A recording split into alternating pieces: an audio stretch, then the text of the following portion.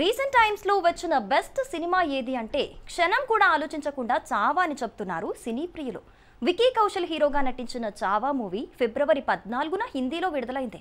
ఛత్రపతి సంభాజీ మహారాజ్ కథగా తెరకెక్కిన చావా అన్ని వర్గాల నుంచి విశేషమైన స్పందన దక్కించుకుంటోంది.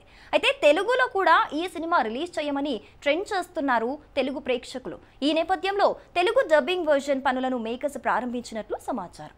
మార్చి 7న చావా మూవీ తెలుగులో రిలీజ్ కానున్నట్టు టాక్ వినబడుతోంది. అయితే చిత్ర యూనిట్ ఇప్పటిదాకా అధికారిక ప్రకటన చేయలేదు. తెలుగుతో పాటు తమిళ్, కన్నడ, మలయాళ భాషల్లో డబ్ చేసి రిలీజ్ చేసేలా చావా చిత్ర యూనిట్ ప్లాన్ చేస్తున్నట్టు సమాచారం. ప్రముఖ నిర్మాత అల్లు అరవింద్ గీతా ఆర్ట్స్ బ్యానర్ తో చావా తెలుగు డబ్బింగ్ పనులను ప్రారంభించినట్లు టాక్ వినిపిస్తోంది. ఇప్పటి వరకు చావా మూవీ ప్రపంచవ్యాప్తంగా 483 కోట్లు రాబట్టింది. రేపో మాపో 500 కోట్ల క్లబ్లు చేరనుంది. కేవలం మన దేశంలోనే కాదు, ఓవర్సీస్ లో కూడా సినిమా మంచి కలెక్షన్లు రాబట్టుకోగలుగుతుంది.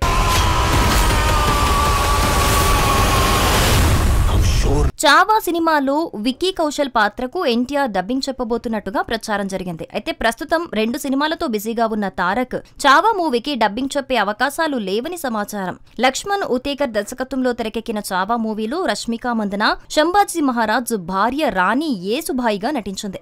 అక్షయ్ ఖన్నా ఔరంగజేబ్ గా నటించారు.